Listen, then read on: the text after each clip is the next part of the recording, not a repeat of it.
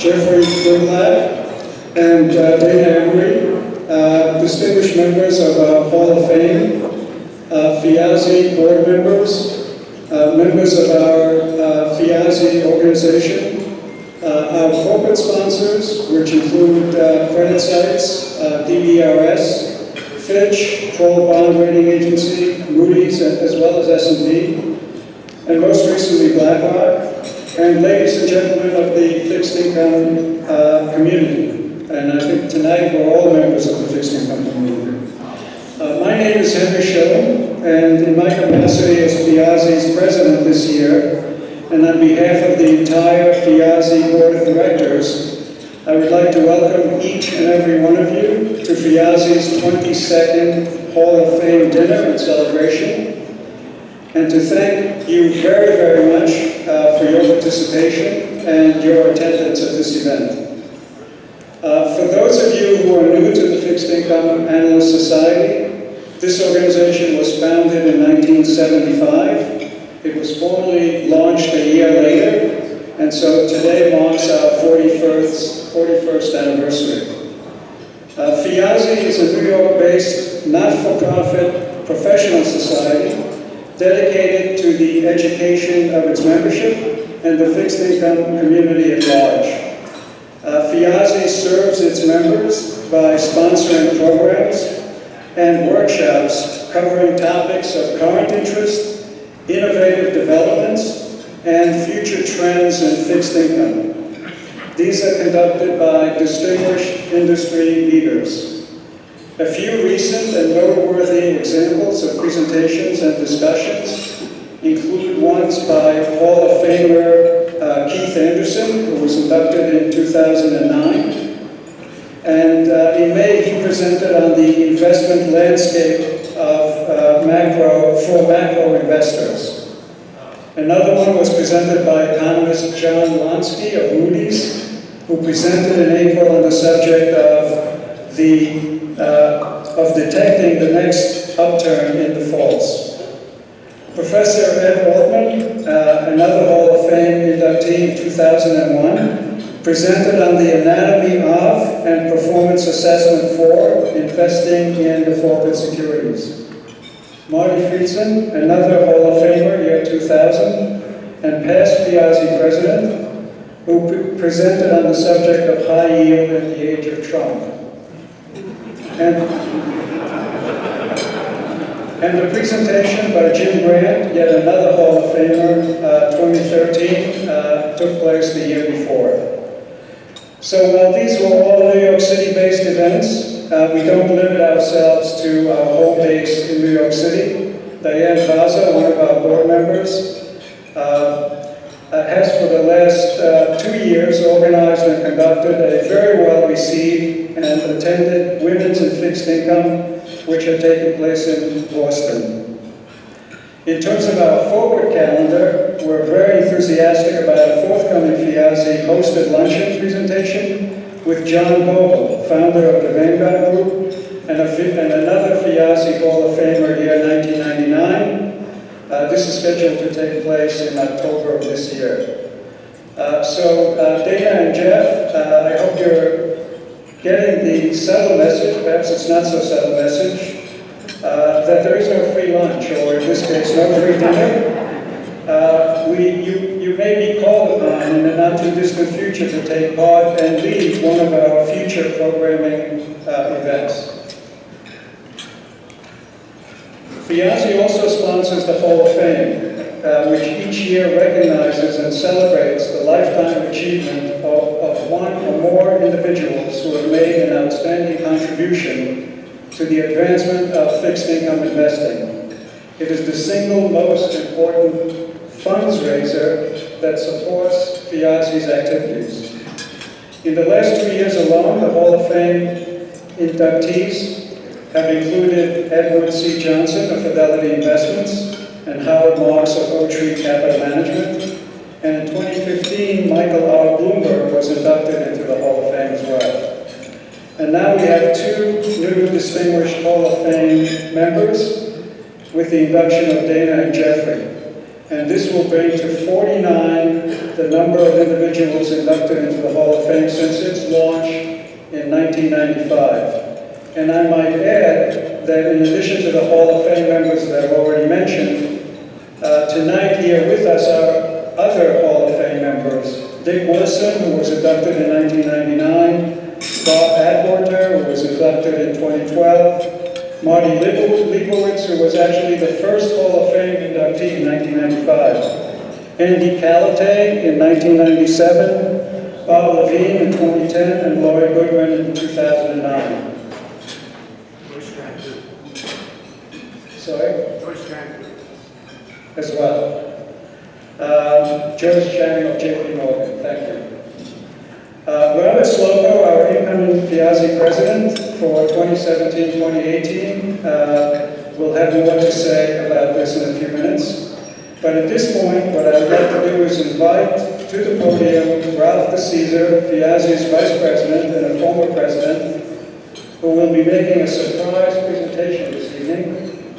And as Ralph makes his way up to the podium, let me be the first to congratulate Jeffrey and Dana, and to wish all of you a very enjoyable evening. Thank you very much.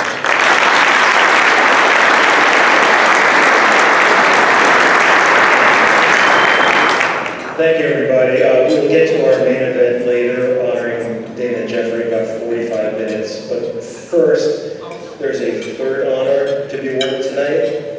2 years ago, we honored FIASI Hall of Famer Jack Malvey with the first ever FIASI President's Award. And tonight we have our second honoree. This award was created to address special contributions to FIASI, to honor those who have gone above and beyond in helping FIASI achieve its worthy missions. Tonight we honor Mark Howard, who's just...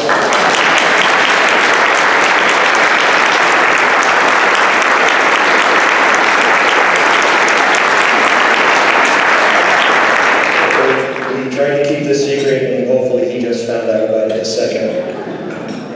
So hopefully most of you have met or spoken with Mark over his illustrious career. Career that has spanned Lehman Brothers, Barclays, and currently BNP Paribas, where he is a macro strategist, which sounds like something you can get at Carmine's on 44th Street.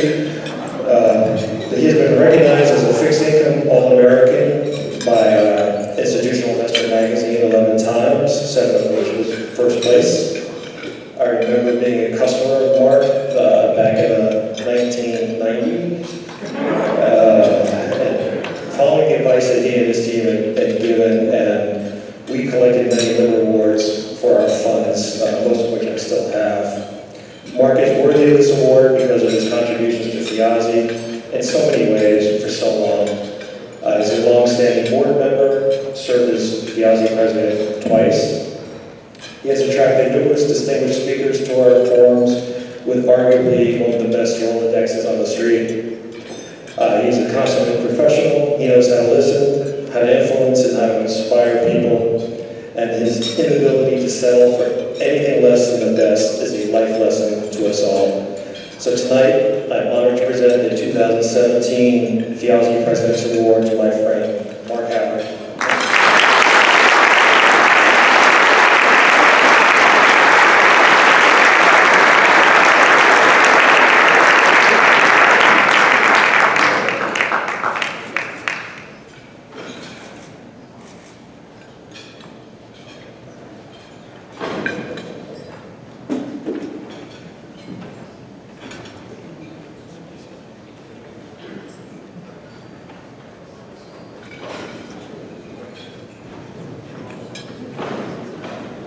So we wish you at this point to have a good dinner, and we'll be back in about 40 to 45 minutes or so for the induction ceremony. Thank you.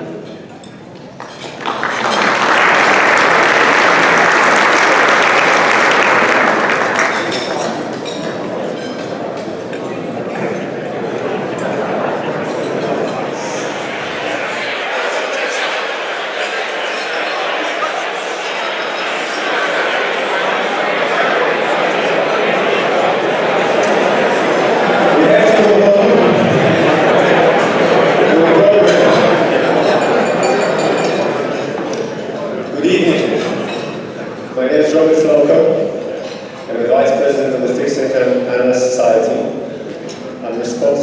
gathering, so I hope that you enjoyed the cocktails and the dinner so far. Otherwise, you know who to blame.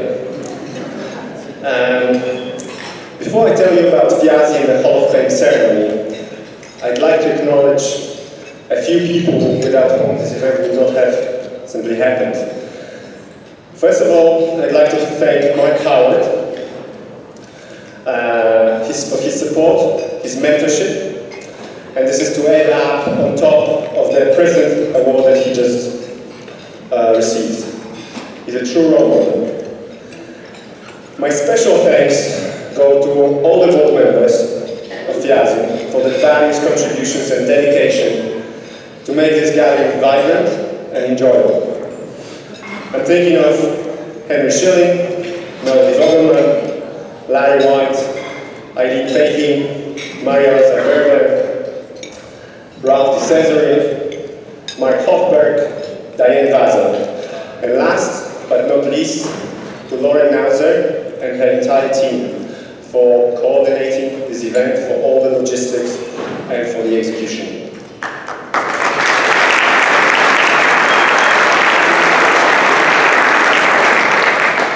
Our process for selecting Hall of Fame candidates is very rigorous and included the assistance of an advisory committee comprised of Hall of Famers and ex-Fiasi presidents, namely Bob Auerter, Jack Marty, Jim Grant, and David Mundis. And once we selected the candidates for the Hall of Fame, and they graciously agreed to accept the award, I had the pleasure to work with two individuals from Dodge & Cox and DoubleLine. Big thanks to Stephanie Gontovich from Dodge & Cox and Barbara Emery from DoubleLine.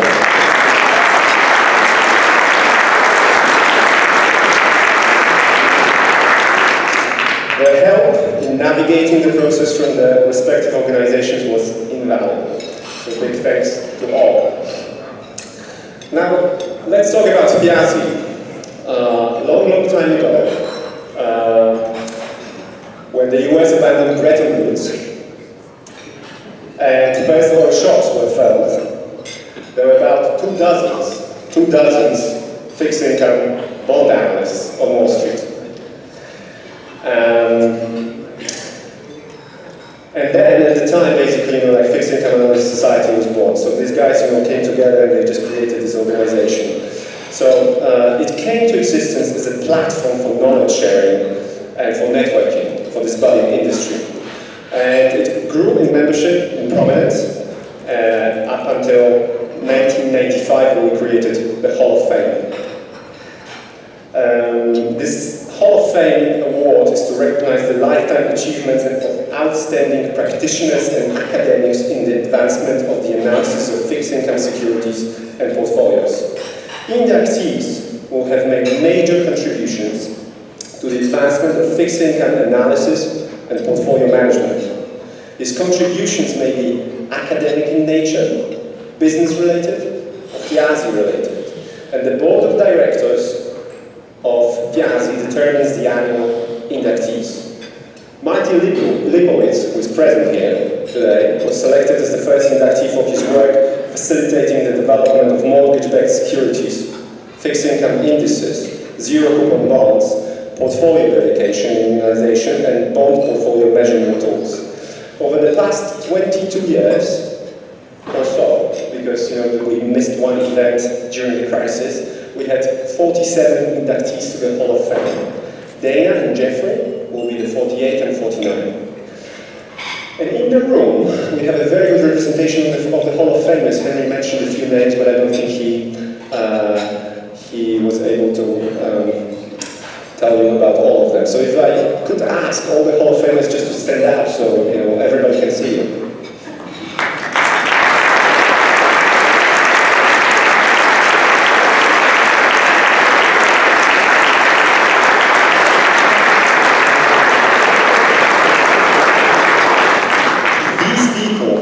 Shape this industry and they shape the markets. And there are some expectations for the incoming Hall of Famers for joining this prestigious club. Not just adding another trophy to your Wiki page website. So as I mentioned, I mean, Jeffrey can smile, maybe calls to speak theatrically. All right, with this, I'd like to introduce our next presenter, Mr. Curtis Arledge. He was inducted to the Thiazi Hall of Fame in 2014. He formerly served as Chief Executive Officer of BNY Mellon Investment Management and was a Vice Chairman of the Bank of New York Mellon Corporation. He crossed through all my notes, that's why I'm just struggling a little bit with this. Prior to joining BNY Mellon, he served as the CEO of fixed income at BlackRock, and before that, he held several leadership roles at Wachovia Corporation. He was also a founding member at Mariner Investment Group and began his career as an analyst at Salomon Brothers. Mr. Arledge is a member of the board of directors of Autism Speaks and a member of the board of advisors of the New England Center for Children. Mr. Arledge served on the board of directors of the Bond Market Association. He earned a Bachelor's of Science in Electrical Engineering from Princeton University. Ladies and gentlemen, please welcome Mr. Curtis Arledge.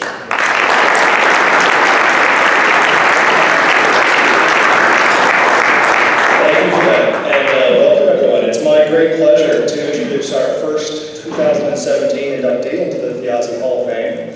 A great person and a great friend of mine, Dana Emery. Dana is the CEO, President, and Director of Fixed Income at Dodge & Cox, a firm that she joined after she graduated from college 34 years ago when she was 10. When she joined the firm, think about this, there were 35 employees and they managed just $3 billion. Today the firm has 260 employees and they own the firm still today and has assets under management of $290 billion.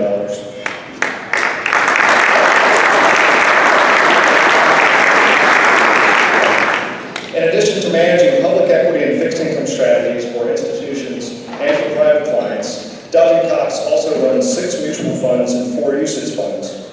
Dana sits on the firm's board of directors, as well as on its business strategy, fixed income, and global fixed income investment committees. I got to know Dana when we both served on the Treasury Borrowing Advisory Committee, or commonly known as TBAC. Dana became a member in August of 2008. Imagine how much fun that first meeting was. She served her full 8-year term from August 2008 to August of 2016, and she served as the chair from 2013 to 2016. I was very fortunate to serve as her vice chair during that period. We're both very pleased that Mary Miller is here, who served as Undersecretary of Domestic Finance during some pretty trying times, and I used to always tell people that Treasury is a big place, but Mary does almost all the work. So thank you for being here, Mary.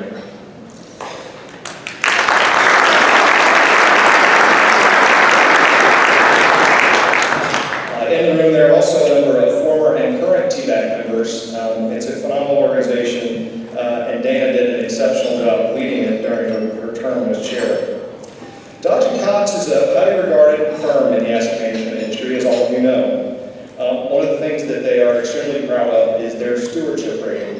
They have an A rating, and they don't view it as just another rating. It's actually very important to the culture of their firm to be thought of as great stewards of their clients' capital. In addition, Dodge & Cox Fixed Income Investment Committee was nominated to be Morningstar's Manager of the Year for 3 different times and actually won that accolade in 2002. The firm was also nominated as Manager of the Decade in 2009, and the Dodge & Cox Fixed Income Fund has been named to Morningstar's fabulous 40 list of outstanding mutual funds. Their core fixed income composite record has beaten their performance benchmark by 120 basis points annualized, gross of fees for 27 years.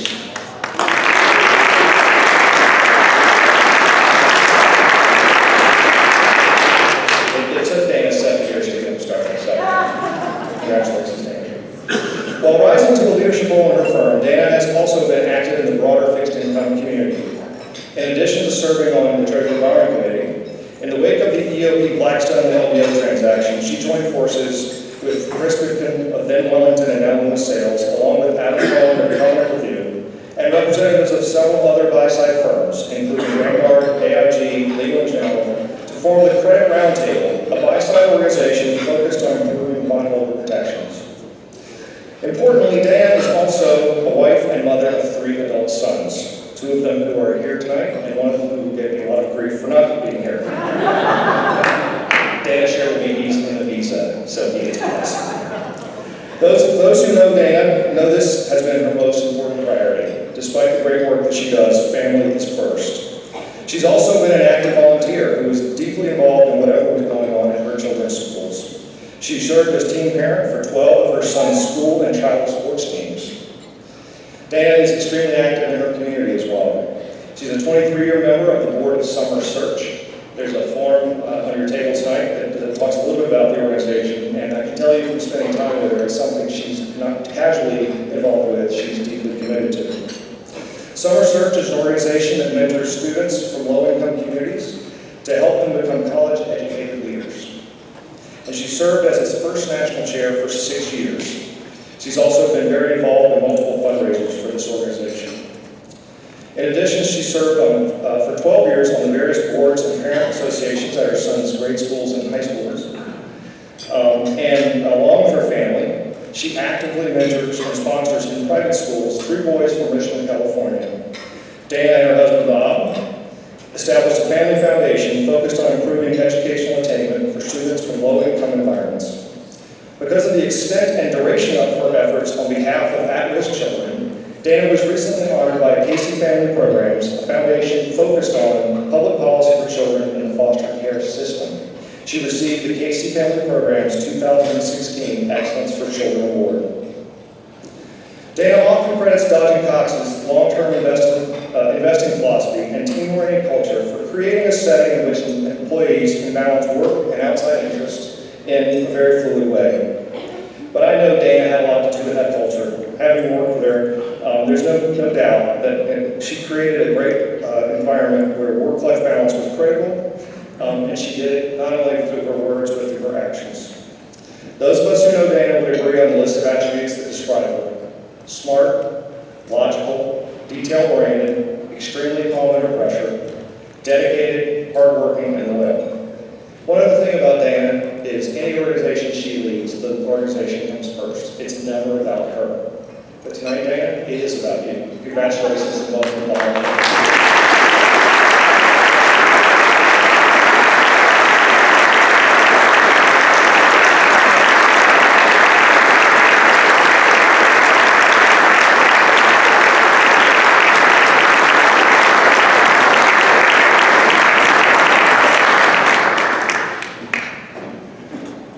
Thank you, Curtis. That was very kind. And thank you for your significant contributions to our industry. When we served up in TBAC, it was an incredible honor. It was during a very tough time in our nation's history. Went back there 40 times in 8 years, and I had a hard time convincing my boys that I wasn't actually in the CIA. But I greatly appreciated that whole time, your intellectual insights, as well as your wit, which made everything really enjoyable. I also want to begin by thanking several people who made this possible to be here. And before you start groaning, I'll get this done before the music starts, and I promise not to thank the Academy. But I do want to thank FIASI, and FIASI provides very important education on the fascinating and often complicated world of fixed income. And the Hall of Fame members are people who I have admired and studied and followed throughout my career. So to be included in this distinguished group is truly humbling. I also want to thank my colleagues at Dodge & Cox.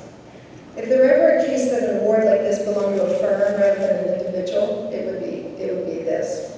My colleagues, past and present, have created a strong culture and a long-term value-oriented approach to investing that has shaped my thinking, just as it has shaped the firm's success. And thank you to my family. I'm so happy that my husband, 2 of my boys are here. As a working mom, I often felt like the octopus that needed 8 arms to keep all the balls in the air. But I would simply not have been able to have a successful career without your love and support. And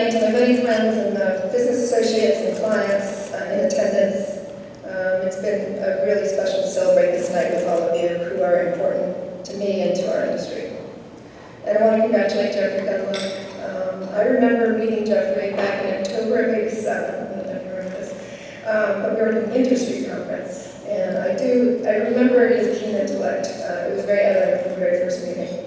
But I remember this vividly because we were at a conference in Palm Springs that fell on what happened to be known as Black Monday, where the Dow dropped 22%. And it was a surreal experience to be in this beautiful setting while the financial world was melting down. Jeffrey deserves this recognition not only for his long track record of success, but also for creating and developing a very successful new firm. And I would be remiss if I did not thank him for bringing some added flair to our industry. Learning that I would be receiving this award prompted some reflection and introspection on my part. And as Curtis said, I graduated from Stanford 34 years ago. And it's remarkable to think about the transformation that's taken place in this investment management industry and fixed income over the course of my career. We've had 3 decades of secular decline in interest rates. Who would conceive back then of 0 or even negative interest rates, and a central bank actually rooting for inflation? And meanwhile, the growth in the size and the depth of the credit markets has been astounding, as has the proliferation of financial instruments. I started out when the respectable fixed income universe included investment-grade corporate bonds and high-grade sovereigns. The MBS market was in its nascent stages, and who would have imagined the vast proliferation of securitizations, the development of the high-yield market, the emerging bond market, tradable leverage loans, and now private credit. And who would foretell the vast globalization of the financial markets and the proliferation of derivatives? And few of us could imagine the technological advances that have transformed data availability, transparency, analytics, and operational efficiency. While all this was happening, the whole pace of investing moved to warp speed. Once we used to mail things, then we fax them, then we FedEx them, now it's email and instant message. And back then, when we looked up bonds, we would look them up in a dusty Moody's manual, now I'm really sounding old, and priced our bonds on our trusty Limbo traders. And now it's all available at the touch of a Bloomberg screen. And many of the Aussie Hall of Famers played key roles in these developments. And they were trailblazers and innovators in ways that have transformed the financial markets. But despite this significant and rapid transformation over this period, many of the investment principles that I learned in my very early days at Dodge & Cox still apply today. When I joined Dodge & Cox straight out of college, I knew very little about bonds. I actually knew nothing about bonds. But I was very interested in investing. Growing up, I would have long conversations with my grandfather about stock investing, and he would share his views on what constituted a great company. He was an avid follower of Brandon Dodd. If he were alive today, that would make about 10 of us. He encouraged me to think about job opportunities in asset management, and the concept that I'd be paid for doing something so intellectually interesting and enjoyable was a surprise to me. And finding Dodge & Cox at a very small boutique in San Francisco was pure good fortune. In those days, the firms did not have the formal onboarding process of today. My first day at work is illuminating. After being introduced to a few people, I was shown my metal desk, and someone pointed out the dummy terminal for the AS400 mainframe that served as our accounting system. And they handed me a copy of Homer and Leibovitz's classic Inside the Yield Book. And they asked me to start answering the phones. Politely, they instructed. And at least I knew how to do that. But within moments, to my extreme panic, the phone rang. And it was a broker, and he exclaimed, "Hey, is this the new Bond girl?" I was neither shaken nor stirred by that comment.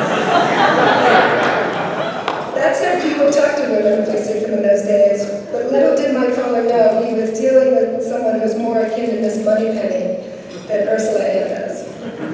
And while I had to quickly get used to being the only woman, or one of the few women in meetings, Dodge & Cox was very far cry from the liar's poker culture that permeated Wall Street. The firm was a place where I always felt encouraged and supported. And my colleagues were very patient as I learned the terminology, the endless acronyms, and the calculations that come in fixed income investing. When I joined the bond department, there were only 3 of us in it. But we benefited from the research of a larger team of industry analysts who helped us formulate credit decisions. And I was particularly fortunate to have a classic apprenticeship opportunity. I learned on the job from an amazing mentor Bob Baumgartner. Bob joined our firms a few years earlier, and he was a true pioneer in total return fixed income. There was nothing he liked more than finding misunderstood and mispriced securities. He would get positively gleeful. And there were lots of them in the bond market that was very far from efficient at the time. And I have no doubt that if he had not passed away at the age of 44 from cancer in 1993, he would have been standing here today accepting this award.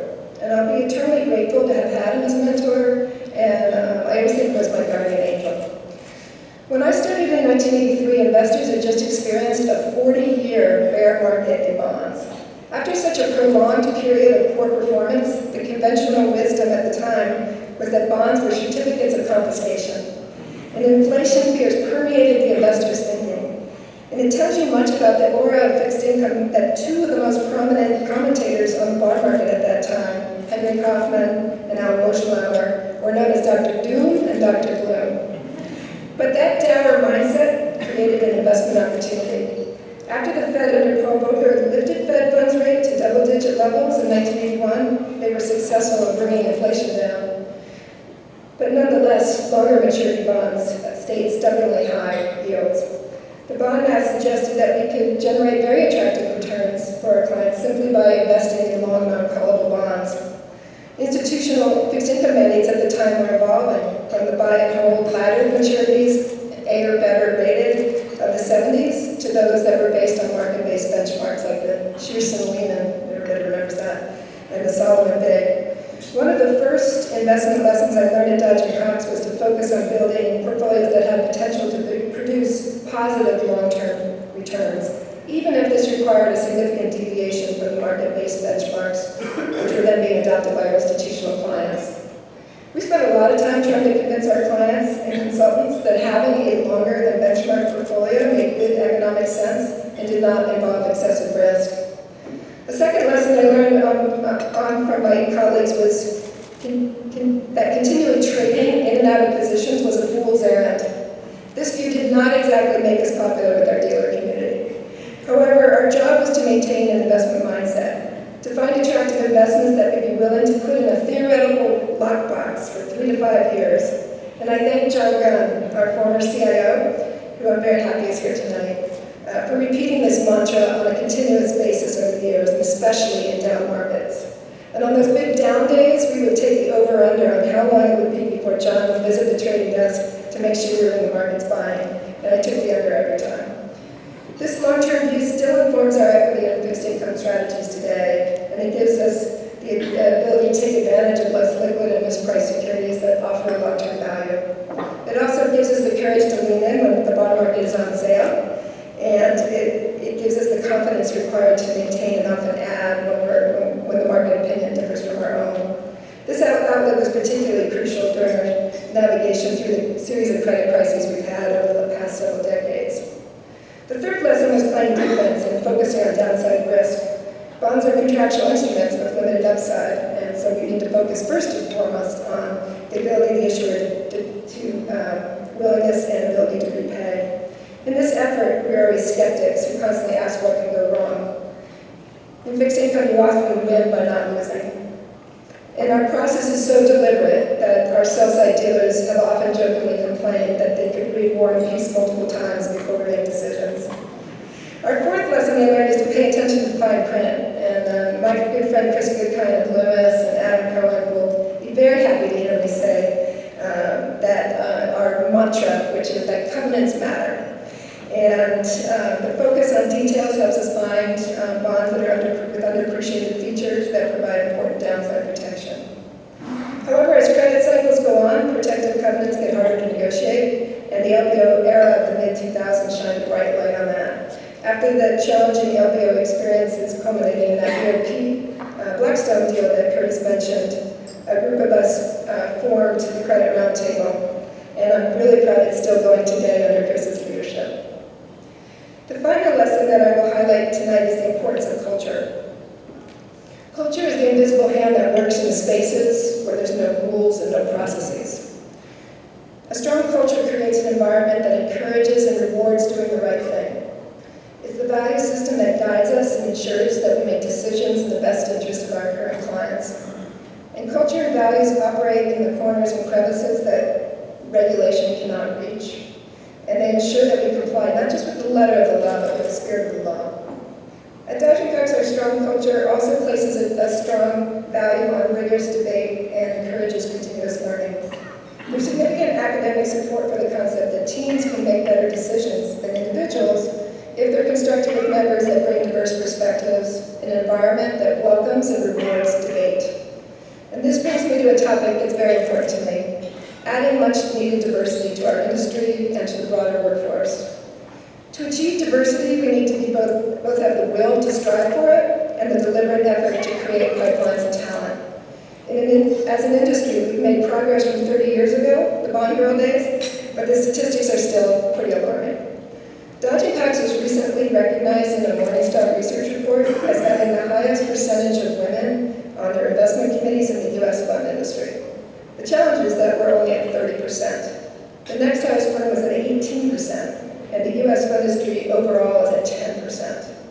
We need to be more deliberate in our recruiting and mindful in providing that crucial mentorship and support, both in those early days and also at the mid-career point. And this is also why I believe so strongly in programs like Summer Search, because it allows us to create a diverse talent of college-educated leaders who possess both the work ethic and the strong desire to succeed. And at DoubleLine, we host Summer Search college students each summer for internships. We've been doing it for 20 years. And several have gone on to become successful full-time employees, including two who are shareholders of our private firm. And I'll conclude by saying how incredibly proud I am to be part of this important community. Collectively, we channel capital flow between borrowers and lenders, investors and savers. It's a crucial part of the capital formation process that creates economic growth and provides goods and services, jobs, and income. And moreover, we share an awesome responsibility for the financial well-being of a vast swath of American society. The bulk of our clients comprise much of the America's middle class. We are fiduciaries for their savings, and if we do not do our job well, we can help them. If we do our job well, we can help them save for retirement and achieve their financial goals. We help them buy homes, we help them pay for their children's education. And we're also fiduciaries for the nation's endowments and foundations, organizations that do good work in improving the nation's schools, universities, museums, and cultural institutions. And as we agonize over basis points and data points, we need to regularly remind ourselves of the big picture. Oscar Wilde said, "Cynic is someone who knows the price of everything and the value of nothing." We do need to know the price of everything, but we also must remember the important value of what we do, and that should continue to motivate us to do it as well as we can. Thank you.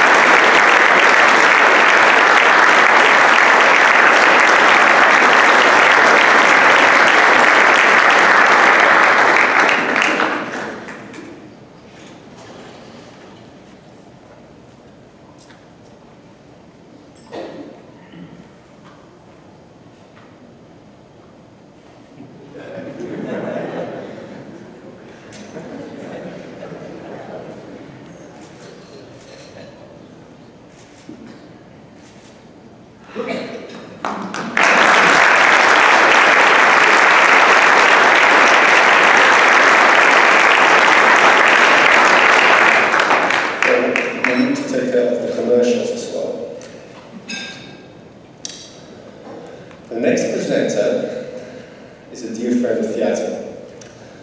Jim Grant was inducted to the Hall of Fame in 2013.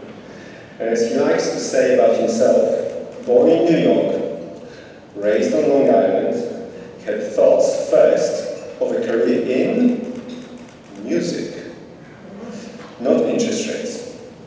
French horn was his love. Jim discovered, however, a calling in financial journalism in his early career years as a reporter in Baltimore Sun. While at Barron's, in the second half of the 70s and early 80s, Mr. Grant found a journalistic opportunity. That's very interesting. To write about inflation, monetary disorder, and upheaval in interest rate markets. He was tapped to originate a weekly column devoted to interest rates called Current Yield.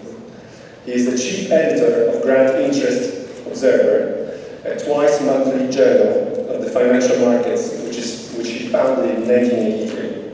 He's a renowned financial commentator, journalist, and writer. Grant's books include Financial Histories, a pair of collections of Grant's articles, and 3 biographies. He's a member of the Council on Foreign Relations and a trustee of the New York Historical Society. He graduated Phi Beta Kappa with a Bachelor's of Arts degree in Economics from Indiana University and a Master's in International Affairs from Columbia University. Mr. Jim Grant.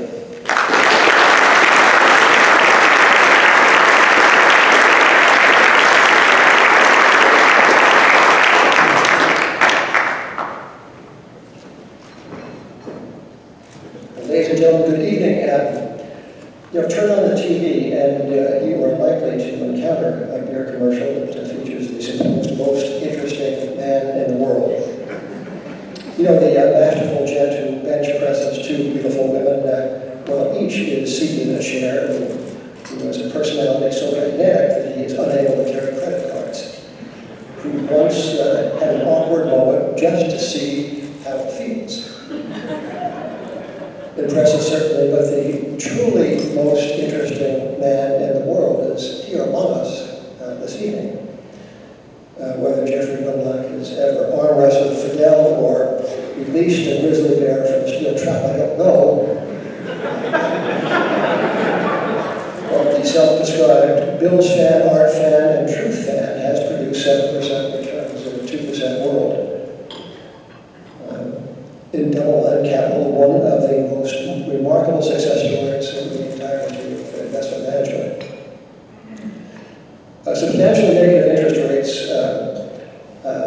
bond yields, are one of the fixed income singularities of the age. A 5,000-year first, according to Dick Silla. Central bank management by former university economics faculty constitutes a second novelty. And Jeffrey Gundlach makes a third.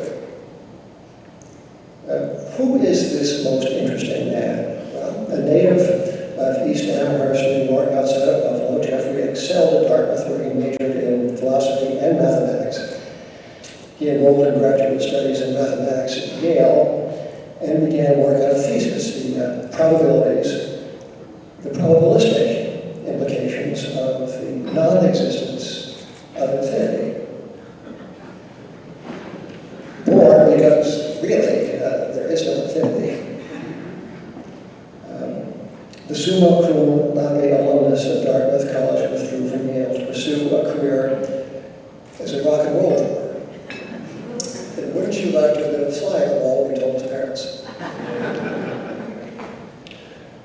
We will draw the veil of charity over this phase of Jeffrey's career and personal presentation, which featured a spiky, bleached, blonde coiffure. He became a rock star, all right, but not in rock. As gigs with a band called the Radical Flat weren't paying the rent, the future billionaire cast around for some spare change. A day job in the actuarial department of Transamerica put him on the road to a full-time position in the fixed income department of Trust Company of the West. A lot of time elapsed between his first cracking open homers and Leibowitz's Inside Yield book and his arrival at the pinnacle of the mortgage-backed security investment world. DoubleLine was born in a kind of human resources propitiated Big Bang. The year was 2010. Unwisely, TCW had got it into its head to fire our honoree. Wisely and bravely, too, Jeffrey and his loyal TCW team responded by establishing DoubleLine. Fending off litigation with one hand, Gundlach founded mutual funds with the other. From its 2010 inception until May 31st of this year, the DoubleLine total return bond fund delivered 6.76 per annum versus 3.71 per annum for the Bloomberg Barclays US Aggregate Index. Now, I know that such a thing is impossible because the exponents of the efficient market hypothesis say that it's so. Still, according to Bloomberg, it happened. Wow. Now, Jeffrey would not be the most interesting man in the world if all he did was buy low and sell high. He collects modern and contemporary art too, and not only as an investor, but as a connoisseur. Nor has the pride of Amherst High School forgotten his boyhood roots. The reason that the Albright Knox Art Gallery is changing its name to the Buffalo Albright Knox Gundlach Art Museum is because of the magnificence of Jeffrey's contributions. Now, the poor and downtrodden have likewise found a place in the heart of our inductee. Jeffrey stepped forward to participate in a syndicate by the Buffalo Bills when that hapless NFL club went on the block in 2014. And Bills fans may devoutly wish that his group had won. Buffalo continues to stop playing football punctually at the close of the regular season. Its last postseason contest occurred when Bill Clinton was president and when the NASDAQ was going to heaven. So who better than Bill Gross, a Fiancé Hall of Fame inductee himself, class of 1996, to render an informed appraisal of Jeffrey's extraordinary accomplishments. Quoth the first bond king, "I've always thought that a great investor, and especially a great bond investor, should be 1/3 economist, 1/3 mathematician, and 1/3 horse trader." Through these many years, Jeff has managed to be all of these and more, as Bill continues. My most sincere congratulations, Jeff, on your induction into the Hall of Fame while still in the summertime of your career. To be sure, Fiancé is honoring Jeffrey Gundlach this evening, but in equal or greater measure, Jeffrey is honoring us.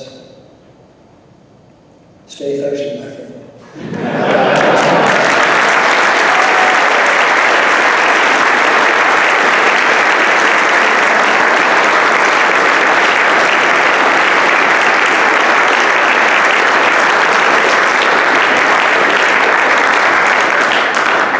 Many thanks to the inimitable Jim Grant, who's, as I've said in many public occasions, is the only economic research service that I pay for.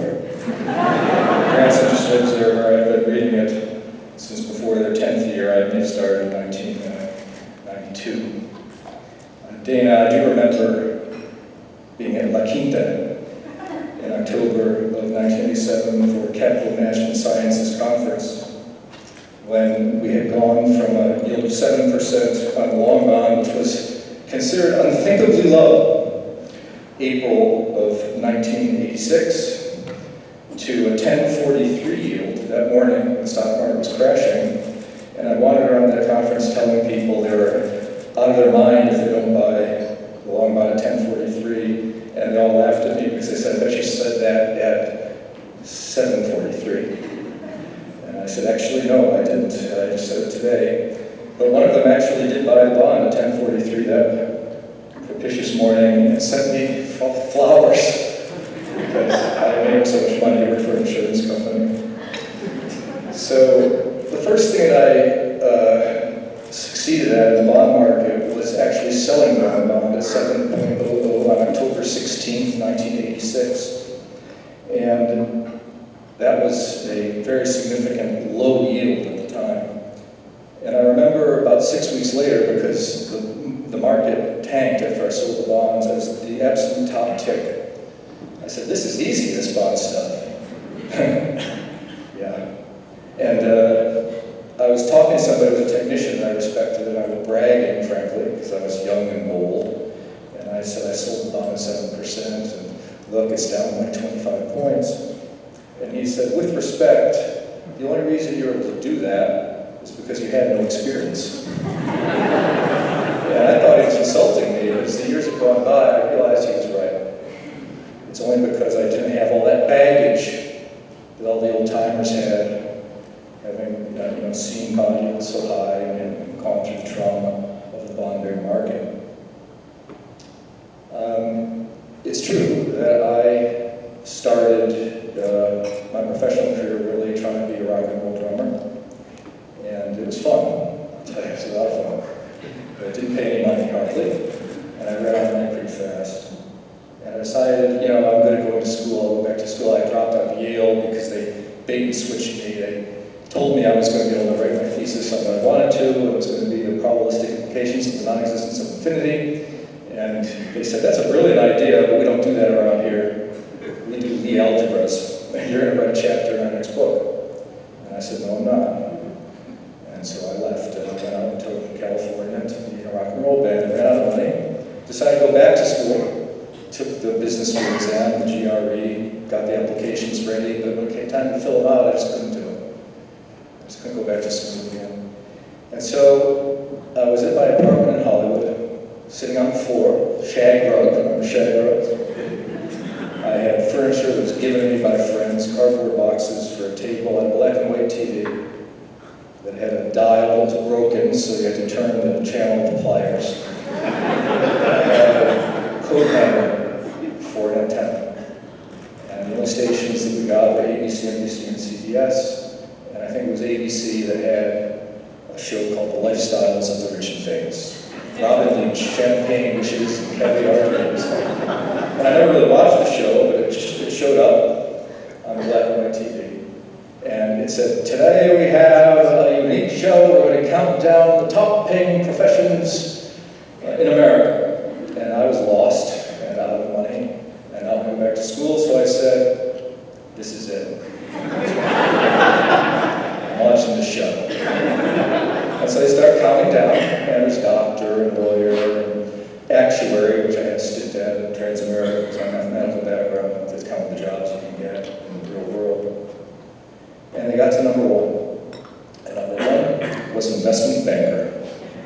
And they said, you gotta work really hard, you gotta have a strong analytical background, but if you got that, this is the most lucrative profession that there is. I do a quick survey and self-reflection, and I say, work hard? Yeah. I'm from Buffalo, man. We know how to work hard. Hard-working people. And analytic? Yeah, I got that covered. So I said, that's it, I'm going to be an investment banker. Not knowing what investment banking was, I went to the closet where I had the Los Angeles Yellow Pages. And I pulled out the Yellow Pages, and I looked up ads in the Yellow Pages for investment banking firms.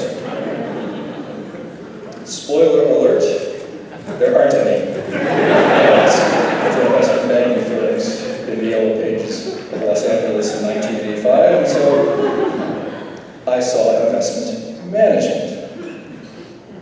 Close enough. Same thing. So I got out my manual typewriter that I used at Dartmouth that had 4 keys missing. You had to push and hurt your fingers. And I typed up an aggressive cover letter with my resume. And I sent it to every firm that had a bold-faced ad for investment management in the Los Angeles Yellow Pages. And there were about 22 of them. And I went back to the office of Transamerica that I had started working at, and I was using their printer to print out the resume and the cover letter. And this girl I was friendly with came up to me and said, what are you doing? I said, I'm going to be an investment banker. And she said, but these are not investment banking firms. Don't bother me with the details.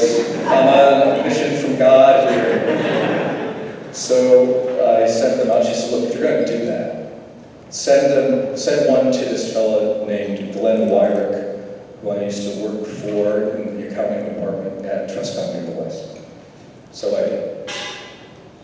So I sent out these 23 now, resumes and cover letters, and I get back basically 3 letters. One of them is from Hillside Associates that describes himself as a 2-man shop that would love to have me with my strange analytic background, but I would have to work for no money because they're a 2-man shop. that had to be checked off the list because I was doing this for money. And then there was one that said, you gotta be joking. And then there was a third one that showed up like the thin envelope from the college rejection letter.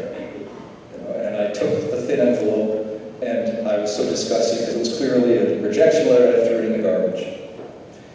About 10 o'clock that night, curiosity got the better of me, and I fished it out of the trash. And I opened the envelope, and it said, we have had a strong response to our posting, but give this number a call. I want to interview you. And it wasn't from Glenn Wire, it was from somebody else. So I called. And I went in for an interview, and I finally ended up ultimately on a call back with Glenn Wire. And I was in his office, and he said to me, okay, you've got a very strong background here. We could use a quant like you. But I'm not clear how we should use you at the firm. Would you be interested in doing fixed income or equities? And I looked him right in the eye and I said, I don't know what those things are. So this is all true. And he's, with exasperation, he says, equities, stocks, fixed income, bonds. Not knowing what bonds were, I said, stocks. And he said, no, I don't know, we could really use some quant in bonds. I think maybe bonds. And so I was hired on a probationary basis for 90 days in a 3-person bond department there to do bonds. And I was 1 week off between Transamerica and starting there, and I was given a copy of, yes, Marty Leibowitz's Inside the Yield Book, which I said hello to him. He was kind to speak with me today. I think he left to work on the new edition called Inside the Yieldless Book, which is a totally different book, I'm sure, but the whole thing was about reinvestment. And the Inside the Yield book had 2 sections. The first was tables and text about how reinvestment is very important in determining how bond returns are going to be. It's not just price changes. Because in those days, you were at 8, 9, and 10% interest rates. And the second half of the book was mathematical formulas supporting these ideas. And since I was fresh out of my PhD program at Yale, I decided the best way to learn this stuff was to derive all of those formulas from scratch, which I did over the course of that week. And you know, when you're younger, you don't have the benefit of diversity of experience. You think everybody is somewhat like you. And so I figured everybody did that, derive the formulas in the second half inside the Yield book. But it turned out that it was such great training that when I started at TCW, the first day I knew more than the other 3 people in the bond department. And 6 months later, due to a very strange turn of events, very imprudently, the firm gave me a $300 million portfolio to run because it was related to a friend of the firm, and everybody was afraid to screw it up, so they gave it to me. And I ended up doing pretty well at it. So that was kind of the way it went. And I often wonder, you know, what would have happened if he had said, yeah, you'll be in the stock department, or whether I hadn't watched that show. But it all suited me very, very well. And it's been a tremendous experience, you know, living through the events that we've all lived through. And as Jim pointed out in his kind introduction, we live in a world that is so hard to understand. If you hadn't gotten there like a frog boiled in a pot, you would have jumped out a long time ago if they turned up the heat this quickly. I remember when I was very early in the business, I got out a statistical book of history of interest rates by Ibbotson and Sinkerfeld that studied interest rate history. And going through that, I think they had monthly yield tables of what yields had been historically. And I couldn't believe my eyes when I saw that in the 1930s period, 32 I think it was, maybe it's a little later, I don't recall precisely, that short-term interest rates were negative, like by 2 basis points for a month. And I was like, what's that about? What moron would invest in negative yielding bonds, because why don't you just keep it in the mattress? Again, you don't think big when you're young. Obviously, institutional money, big money interests cannot put their money in a mattress, so they're forced to do these things. But I never would have dreamt that we'd have made it to what's now years of negative interest rates. And who knows what's going to happen. It's interesting how many people on the list of 47, no 49, I guess after tonight, have been in this business a very long time. I kind of think the reason I'm here tonight is because of Emery. It's because Fiazzi's running out of people to conduct. It's going to be challenging 10 years from now because, who in their right mind would go into the fixed income business today afresh? Everything's under pressure. Yields are bad. Returns are poor. It's all one big grind. And we all know, at least I think we know, that one of these days, interest rates may re-enter the building. And we may see that type of certificate of confiscation type of talk, and fear of inflation may one day come back, like the fear of deflation haunts us today. One of the reasons that the 10-year got to 1043 on October of 1987 was people were still completely unconvinced that inflation was gone. I mean, one of the most amazing facts is that in 1984, long-term treasury bonds yielded 14%, and the consumer price index headline year over year was 4% and falling. A 10% real interest rate there for the taking, and almost nobody wanted. That first account that I managed was actually from the Chrysler Motor Corporation, and they had done the smartest thing possible. They had gone long and matched up their liabilities and locked in a very long-term high interest rate, which was far in excess of their actuarial assumption. It was a no-brainer and nobody wanted to do it. Smart as Chrysler was, they saw the gain when bond yields fell a couple hundred basis points and exited that immunization at around an 11% interest rate. And so they gave it up. So buy low, sell high. Why is it so very hard?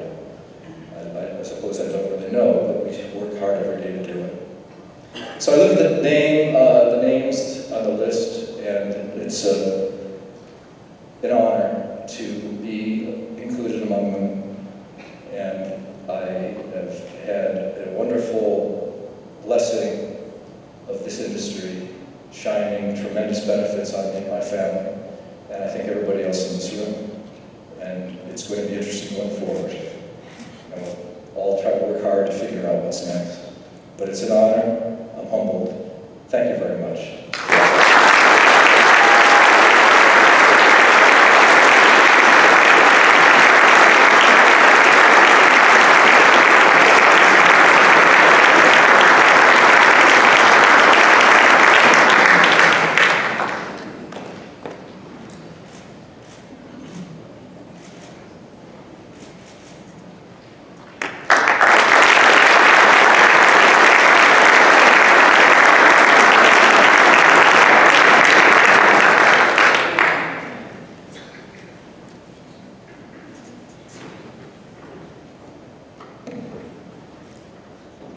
Waiting for Emery, the president.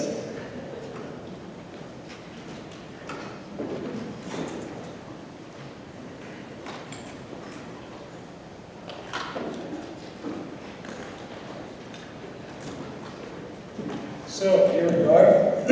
Before closing tonight's event, I would like to again offer my wholehearted congratulations to our honorees, Dana and Jeffrey, and Mark Howard, tonight's recipient of Fiazzi's President's Award.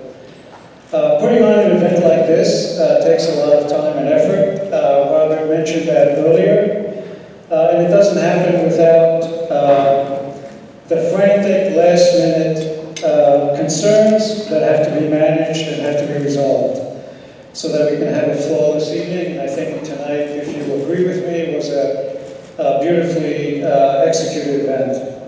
And I would like to thank in particular Lauren Nauser, Fiazzi's Executive Director, and her team for working diligently to make this evening a successful one.